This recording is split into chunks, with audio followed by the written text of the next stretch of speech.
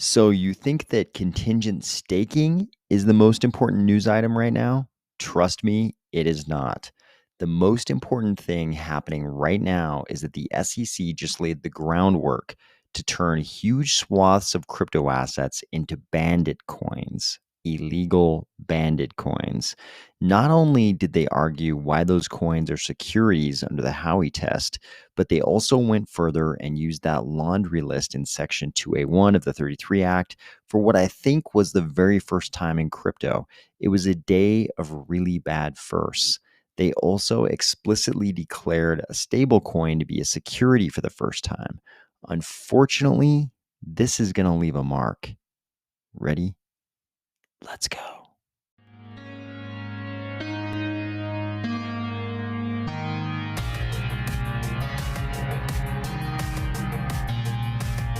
Today, we're going to discuss all the crazy firsts in the SEC complaint against Do Kwon and why we should care, CNFT Jungle bringing us some tracking functions, and my condolences to everyone who just lost their AI girlfriends.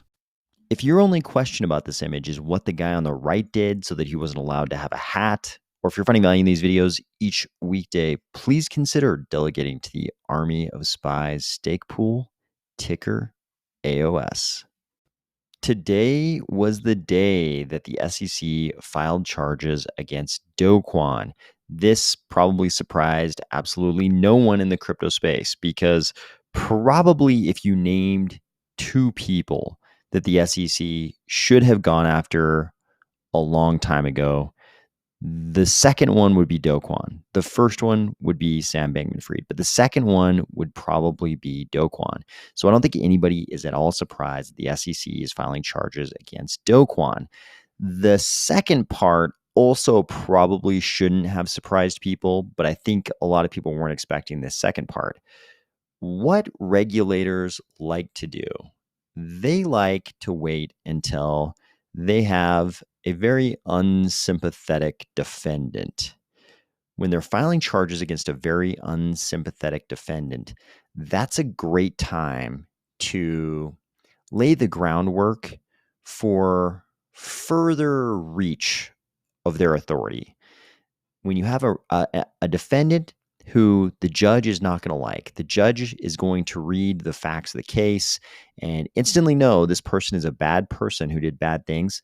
The judge is going to be a lot more likely to let you expand the scope of your regulatory powers. If you're an agency that wants to expand their powers, just like the SEC under Gary Gensler, you are going to wait till you have a really unsympathetic defendant. You're not going to wait till you have a defendant who like accidentally made a mistake, but is obviously actually a very good person who had no greedy or evil intentions. That's not the case where you try to expand your powers. You wait till you have a bad defendant, one who everybody knows is a bad person who did bad, greedy things. You wait for the Do Kwon. And that's the case in which you just sort of lay out a bunch of things as if they're settled fact, when in fact, this is the first time anyone's ever said those things. Just look at this one section in their press release. They say Terraform and Kwon raised billions of dollars from investors by offering and selling an interconnected suite of crypto asset securities. So they're saying crypto assets that were securities. These included M assets, security-based swaps designed to pay returns by mirroring the price of stocks of US companies. So right there, they're basically describing synthetics and telling you synthetics are securities. And then they tell you about Terra USD, UST, ticker symbol, a crypto asset security referred to as an algorithmic stablecoin that supposedly maintained its peg to the US dollar by being interchangeable for another of the defendant's crypto asset securities, Luna. Just in that one clause, they told you that they believe that algorithmic stablecoins and Luna itself are both crypto asset securities, which is to say that they're just securities.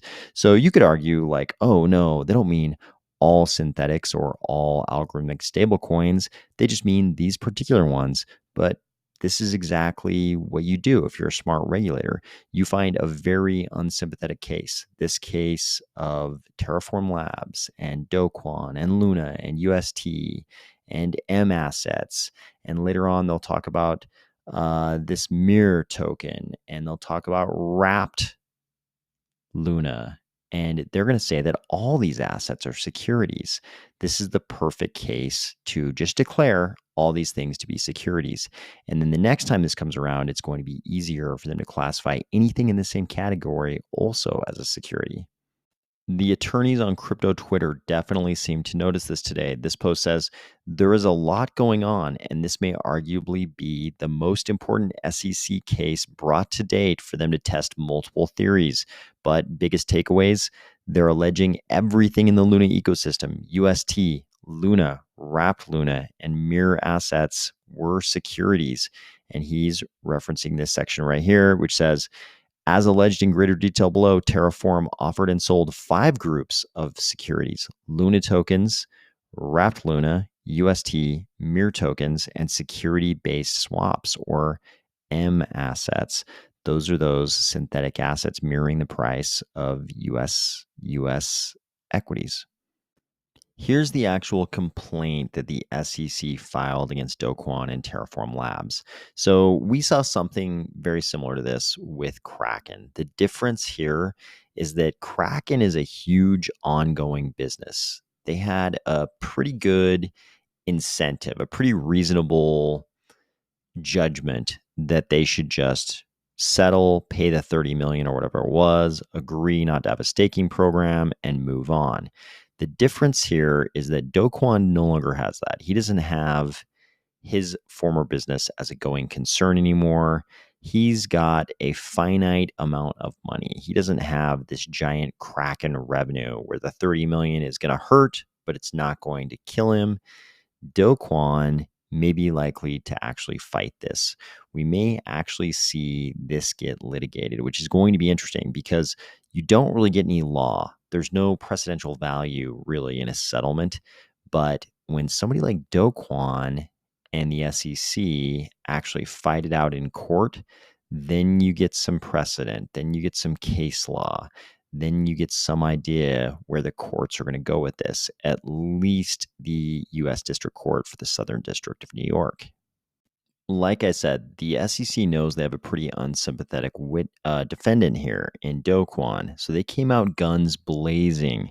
And the interesting part is that their arguments are pretty straightforward. I mean, here with Luna, they just kind of go through the elements of the Howey test, like always. Funniest part is they're screenshotting Do Kwon's tweets here. I think that was pretty predictable given how unlikable and how much he was tweeting. But it gets a little more interesting when we get down here to wrapped Luna. With wrapped Luna, they do the same thing. They go through the Howey test, and I mean, it's wrapped Luna, so a lot of the same things are going to apply as applied to Luna proper. But then they add an extra element. So we've talked in the past how the Howey test just lays out some case law around the term investment contracts in that laundry list of securities in Section 2A1 of the 33 Act. But there's a whole bunch of other things in that laundry list. And the SEC actually goes there this time. They say not only is wrapped Luna a security under the Howey test, and they go through those prongs. Here you can see they're using, instead of 4 prongs, they're combining the 3rd and the 4th prong: reasonable expectation of profits from defendants, from the efforts of others, in this case, defendants' managerial efforts. So they're combining those two. But then they have this 4th thing, this additional thing, where they say wrapped Luna is also a receipt for a security. So they're basically saying, even if you disagree with our Howey test argument, we've also got this alternative argument that it's a security under the 2A1 definition of a receipt for a security.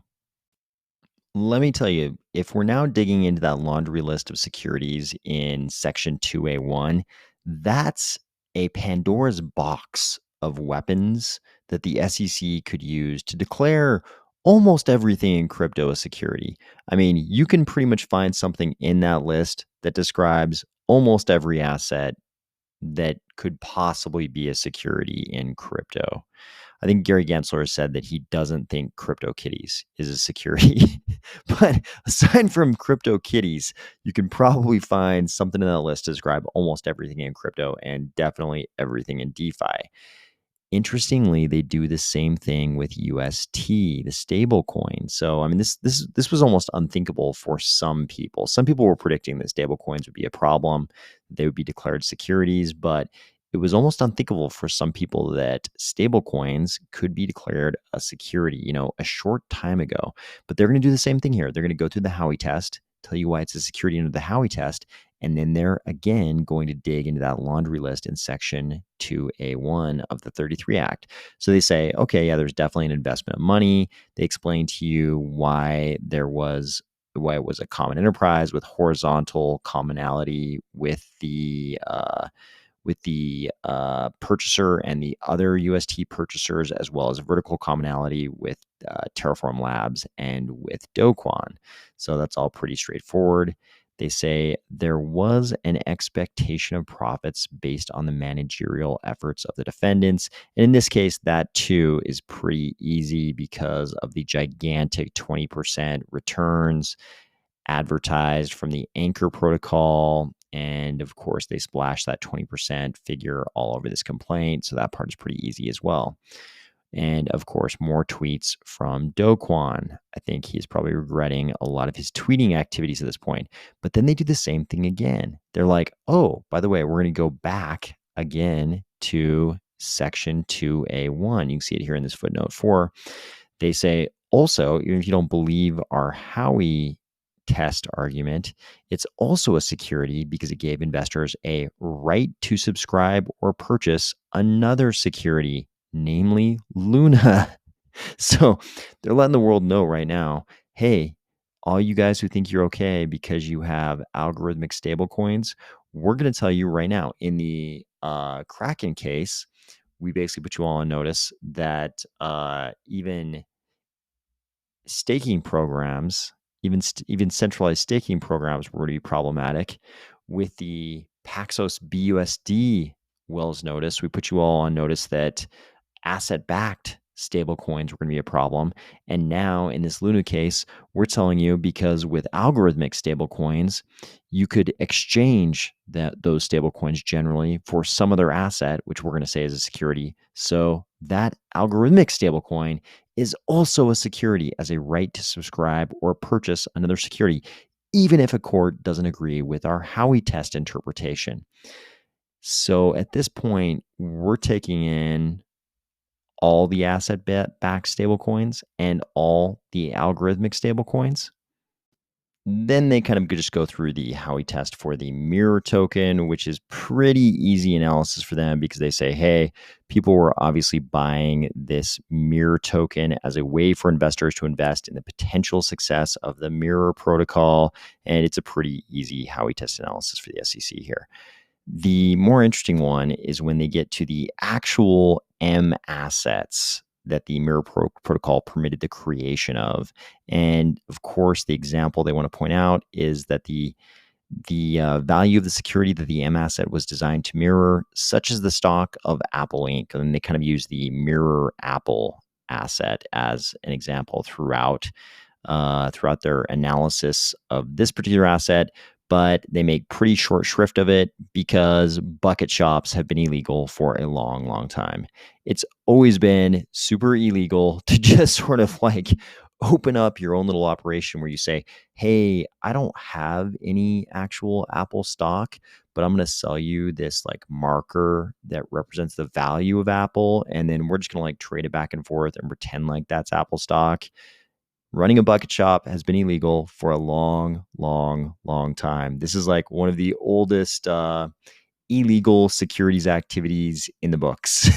This has been super illegal for a long, long time, which is why it hasn't been a question for me whether or not crypto assets as crypto synthetic assets as they're currently being used would be a regulatory problem. It was super obvious to me that there would be a huge regulatory problem. And here the SEC is laying that out in just a couple of paragraphs. So just be aware, it appears the SEC has now gone after centralized custodial staking, asset-backed stablecoins, algorithmic stablecoins, synthetics, and wrapped assets. That's a huge swath of what we do in DeFi.